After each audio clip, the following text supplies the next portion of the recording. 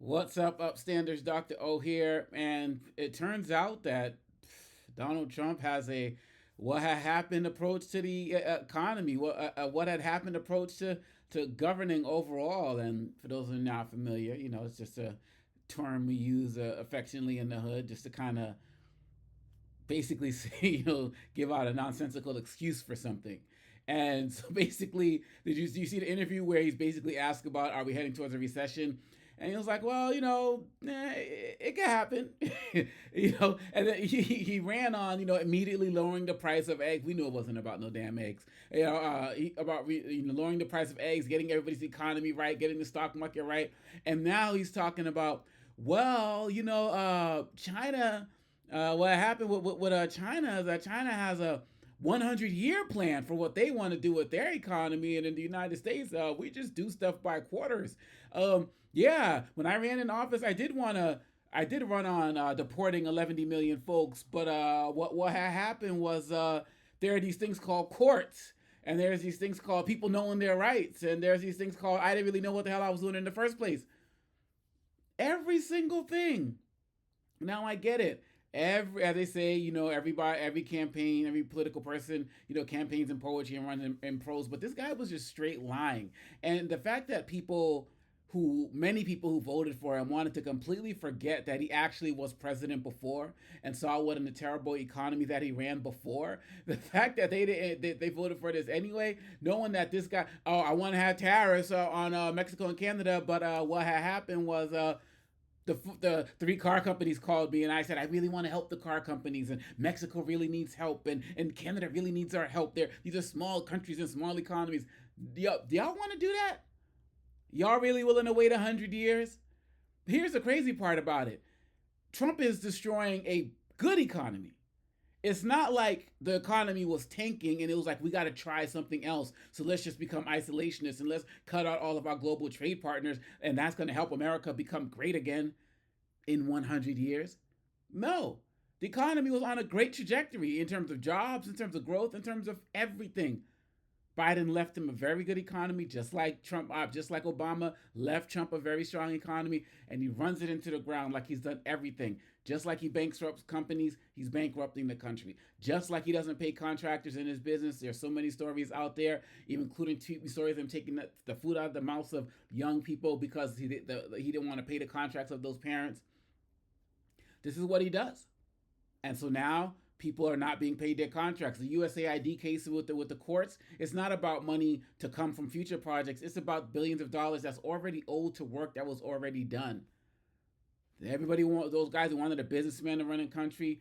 You get a businessman to run the country, but not this businessman, because he's a terrible businessman. He bankrupts countries, he bankrupts the economy, and now he's talking about, oh, Americans need to, make things in the United States. So none of his products that he made in any of his companies came from the United States. His daughter's products, made overseas as well. What do you expect, right? From a guy who never even saw his taxes to see where he got all his businesses. But like, how long are y'all willing to tolerate this, America? Like, how long are y'all willing to tolerate a man who just basically lied on everything and hasn't been able to fulfill any promise? A man who, since the 1980s, has been talking about tariffs, but still fundamentally does not understand what tariffs are. He thinks tariffs are a tax that other countries and other people pay to help bring American revenue. That's what he believes.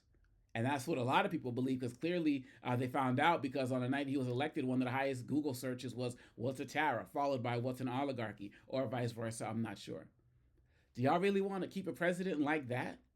Do y'all really want to have this guy lead, who literally on every single policy that he has is just going to step back after either the approval ratings go down or the stock market goes down? We know that any tariffs that Trump's implements, he's eventually going to back off on in some way, shape, or form. Are you willing to wait and plan your schedules like that, plan your life like that, farmers who depend on harvest? Are you willing to plan your lives like that? Y'all who work in the banking and the finance industry, y'all who work in the medical industry, run down the list.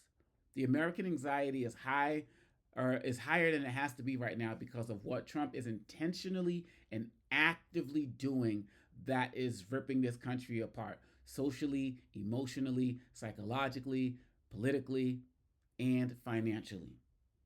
So for him to say that, yeah, I mean, we It could be a recession, or it might could happen. They didn't talk about any policies that were going to be done to prevent it. He basically told y'all, look, he told y'all it might be a rough ride, a temporary rough ride, right? Y'all caught that? And then in a later interview says China has 100-year policy. Nah, y'all can't be this naive on this. And the less naive you are on this now, the more action you're going to want to take sooner than later, because he's running this country into the ground. He has taken every industry down with him. He's creating a network where if you got his phone number, if you got Elon Musk's phone number, you can call it up and maybe get some exemptions. But even y'all states that get exemptions for this or that, y'all got to realize that's not going to work also. Stop being selfish and start thinking about the entire country. Those exemptions are not going to work for your industry because the people who work in them are being affected by other industries. So you might get some type of an exemption for like your research facility or your science lab or your chemistry, or whatever. But if people can't show up to work because daycare got, destroyed or Head Start got destroyed and they're taking care of their kids, like it's not going to work. Stop being so selfish. Stop being so selfish. When you look at what's happening with Canada raising the cost of electricity by like 25%, then places like New York and it's the other state like Ohio and Michigan or something like that. Like that's actually going to affect the electrical grid in Texas. Like that's how interconnected this country is in terms of its interconnection nationally as well as internationally. Our inability to understand this is what's dooming us in. And the inability to have a president who understands this is what's also doing us in. So all y'all can front and be like, yeah, I'll be okay. I can weather it out. I can weather the storm. This is 4 years, yo. This ain't happening in year 2, year 3. And what's crazy, like Trump didn't even have to do anything. All he had to really do was just keep appealing to his base, and he would have generally got a smooth ride. But what he can't get is a smooth ride from them in terms of pressure. He still would have got protests from people like myself and the like. But I'm talking about the people who ride with him and support him, the people who are saying right now, I didn't vote for this. And we know they didn't vote for it to happen to them. They didn't care about it happening to anybody else. But this is what he's doing. He's in a tank with Russia. The United States is now a Russian ally, destroying global partners. Countries in in Europe are looking at how to go alone, do it on their own. Canada and Mexico are looking for more trading partners. Trump feels like, and his press secretary, like, oh yeah, just bring everything back to America and manufacture stuff here, like it happens overnight. They don't understand that some of the products and resources that go into iPhones and other places aren't in America. Some of it's come from, a lot of it's coming from wars. We got to study what's going on in Congo. And the 3 T's, tin, tantalum, and tungsten, but that's another video. We cannot have a government, a president who runs the country on a what had happened approach. Go hard on something, get pushed back, cower, not admit that you're wrong, talk about a pause when a pause really just means stop, and then expect Americans just to ride along with that. Are y'all going to be willing to look at your kids and tell them what happened when they can't get a loan for college because the Department of Education cuts? Are you going to look at your kid and tell them what happened when their occupational therapist is no longer in their school? Are you going to look at your kid and tell them what happened when you can't be able to buy food for them because the prices have soared so much? We got to keep fighting. Those who are fighting, keep it up. Those who ain't joining the fight need to join it for now, and you need to get down with it. Because I'm not trying to have a what had happened president. What I want to say in 2028 is and 2026 with these midterms and some of these other elections that are going on across the country, is that what had happened was Americans finally woke up and got rid of this nonsense. I hope you're part of that.